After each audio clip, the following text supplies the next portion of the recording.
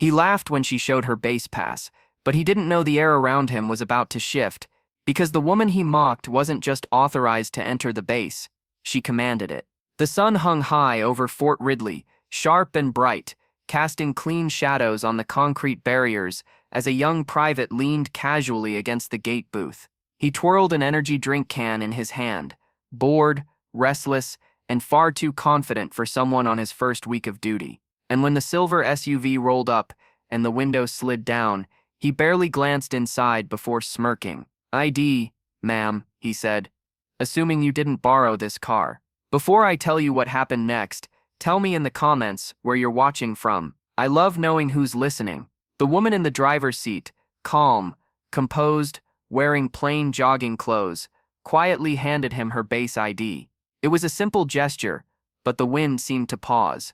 The flag overhead snapped once, loud and sharp, as if warning him. He didn't even look. He laughed. "Come on," he said. "We get pranksters every week. Who'd you Photoshop this from? A colonel? A general?" He tossed the card back through her window with a careless flick of his fingers. Inside the SUV, she swallowed a breath. Slow, controlled. She had spent decades training soldiers to hold their composure under fire. Yet somehow this boy's arrogance scraped deeper than she expected. She told herself it wasn't his fault. He was inexperienced, nervous, probably pressured to act tough. Still, the sting sat heavy in her throat. She stepped out of her SUV, sunlight spilling over her like a spotlight. A few bystanders near the visitor center turned, sensing something shift in the air. A military wife paused mid-conversation. A group of contractors stopped loading gear onto a truck. Even the dust settling around the gate shimmered with quiet tension. The private straightened. Ma'am, you can't just..." She lifted the ID again. This time he actually read it, and the color drained from his face. Lieutenant General Alexandra Hayes, 3 stars, commander of the entire installation. His throat worked, but no words came. The atmosphere thickened as murmurs raced through the small crowd, gathering under the midday sun. She remembered him saying she'd borrowed the car. She remembered him laughing at her rank. And she remembered the weight of all those young soldiers behind the fence, watching, learning. There was a moral choice here. She could humiliate him. She could end his career with a sentence. She could make an example of him, so severe he'd wish the earth would swallow him whole. She thought she'd never see him again after this moment. She was wrong. He snapped to attention, voice cracking. "General Hayes." She raised a hand, and the yard fell silent. "Son," she said softly. He. Do you know why we wear rank on our uniforms?" He blinked, sweat collecting at his temples. "So you can show authority," he whispered. "So you can practice respect," she corrected gently. "Not because of what we wear, but because of who we might be." The private trembled. The crowd held its breath. Even the flag overhead seemed to bow.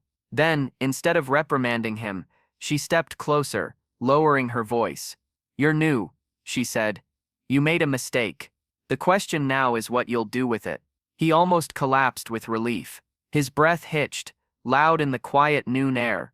She watched him stand a little straighter, a little humbler, the arrogance melting off him like afternoon heat off concrete. "Permission to try again, ma'am," he whispered. She smiled. Permission granted.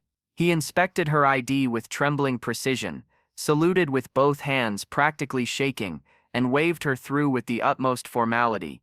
And as she drove past, she caught him exhale, long, shaky, and grateful.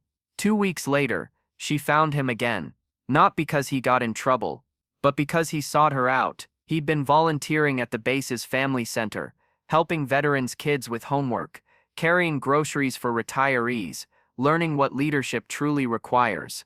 And when she saw him in that bright, bustling courtyard, surrounded by children laughing and old soldiers patting his back, she realized something.